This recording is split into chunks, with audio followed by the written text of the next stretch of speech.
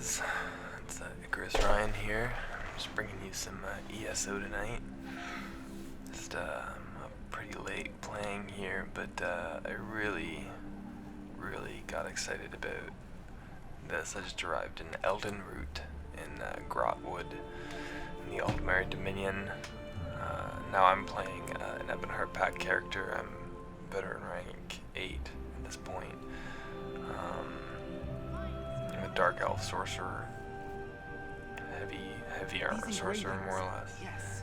And but that's all pretty aside from the point. What I wanted to get into here, I just arrived in Elden route, and I want to congratulate the creative creative team of Bethesda and Elder Scrolls Online. This is actually fantastic artwork.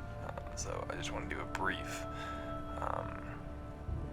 show and tell, if you will, of what they've done here. So this is the Bosmer or Wood Elf capital in Grotwood, which is also the Aldmeri Dominion capital of their pact, I believe, or their alliance. Hello there. And this structure is just a giant tree, and it's amazing and it's beautiful, and this is some of the most beautiful scenery and just artwork that I've seen in the Elder Scrolls to date. This is beautiful. Not to mention a lot of the mythology and voice acting is just, look at this. This is amazing. This is amazing. And all of it, the voice acting is amazing. This game has actually made me cry a couple times playing it. Shed a couple tears because it's just so amazingly fantastic. You're getting the green that you see in my camera here is actually an effect, but how much green is coming off of my LEDs, you can see the change. That's how much green is actually in the tints in this game. Now I'm starting to look at the sky here.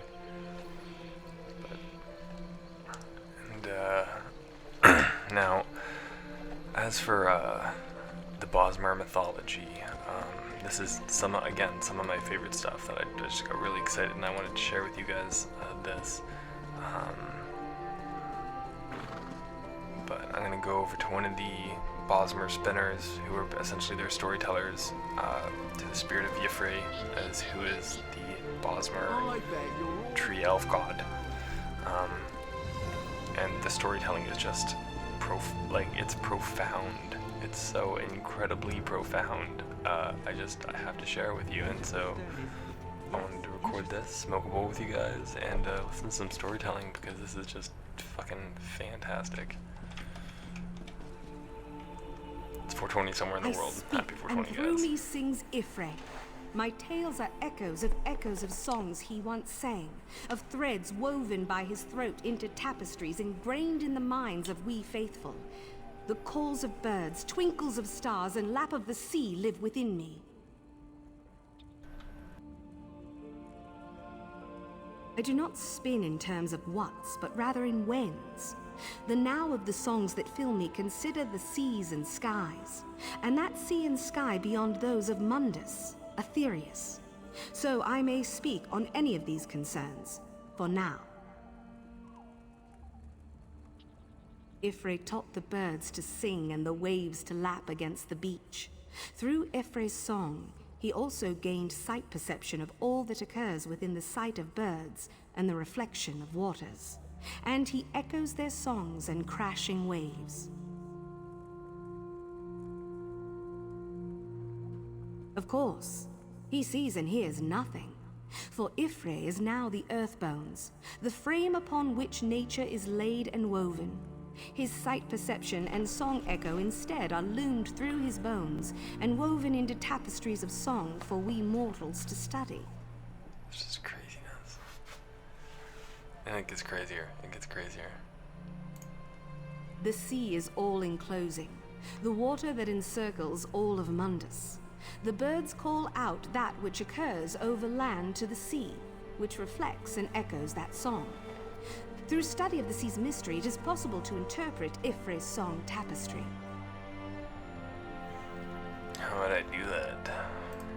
You already do, as do all mortals. Your frame of perception of the world is your own bones, akin to the earth bones. It is as possible to see into your own future and world as it is to immerse the self in hysteria with no fear. What does that mean? What does that mean? To sing a law and then speak into the heart of that law, convincing it of a subtle error and how it must change its own self. This is how nature's course, its own sea, is shaped and reshaped over time. Such changes can affect the whole of Mundus. What?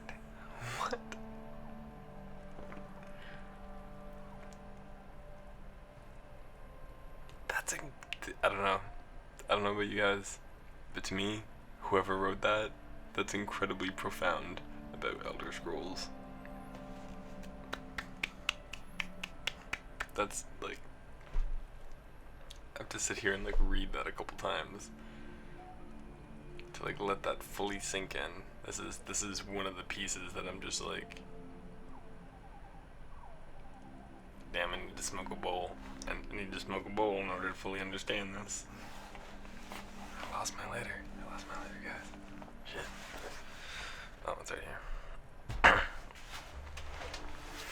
Alright. That was pretty intense. So, I'm gonna prepare for the next little bit of storytelling with a bowl.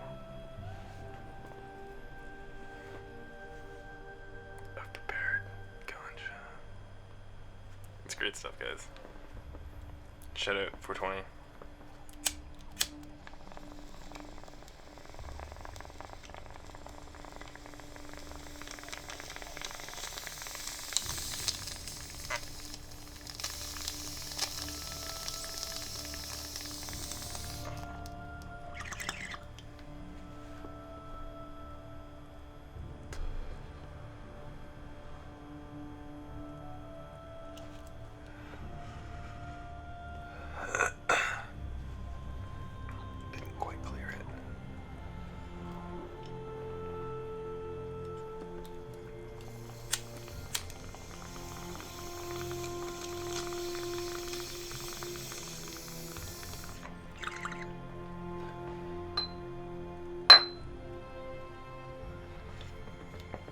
Really piercing. I don't want to hit that too loud.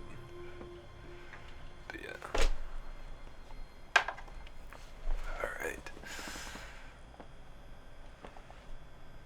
I'm ready for the next bit of storytelling. This is incredible. The sky mirrors the sea, and the sea also reflects its mirror. Day, night, and the places between are the realm of the sky. As Ifre interpreted the time law Anuiel established within Nirn. Thus, the sky bridges time and nature, and measures both.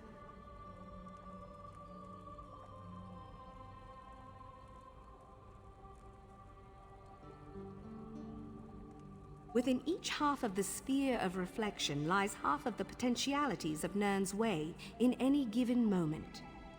Each instant is a sea state or sky state. Each individual sees one or its other as weal or woe, and each moment can be turned on its side. Each moment so turned becomes an island in your path. For example, the Dwemer, united, had their way in Dwemeris. But one clan, Rorkin, the Wayward clan, struck anchor and sailed across the sky. Why do this? Mired in a sea, they sought the sky.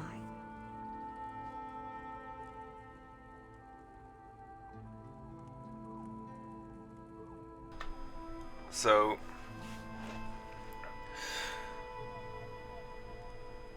what she's talking about here is she's actually referencing Dwemer mythology.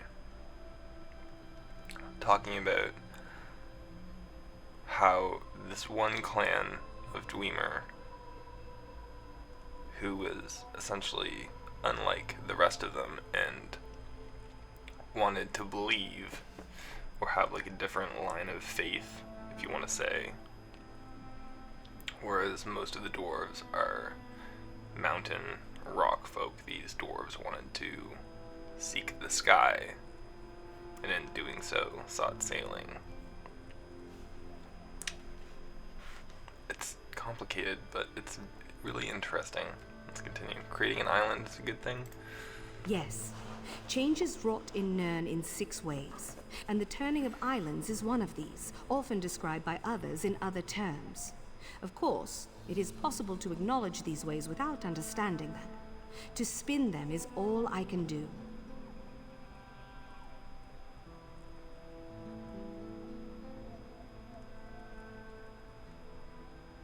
Okay.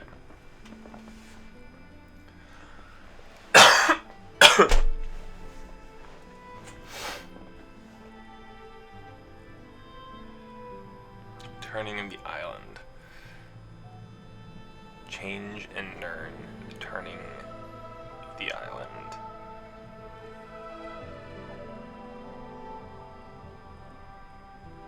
And even she's saying in this, it's possible to acknowledge this way of change happening without fully understanding it, and I'm not fully understanding it.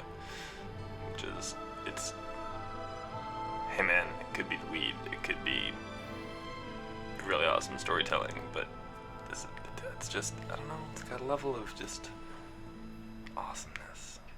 Just awesomeness. Aetherius is the sea of light, the immortal plane, the origin of magic.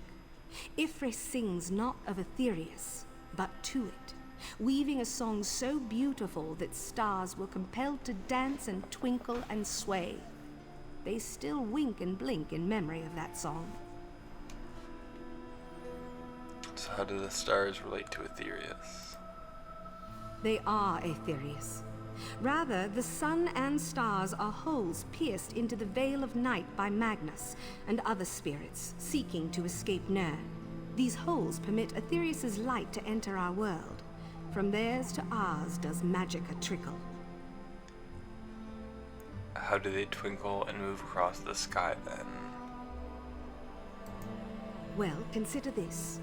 As Oblivion is a realm composed of realms, so too is Aetherius a bright sea with many realms within. Each of these stars is a window into these realms, and as these realms move, so too do they move, or close like doors. What realms do you mean? Now, that is an enormous question that I cannot answer. Many souls of mortals become spirits of another sort in that place. And that is all I can say with any certainty. As difficult as it is to travel to Oblivion, it is far more to go to Aetherius.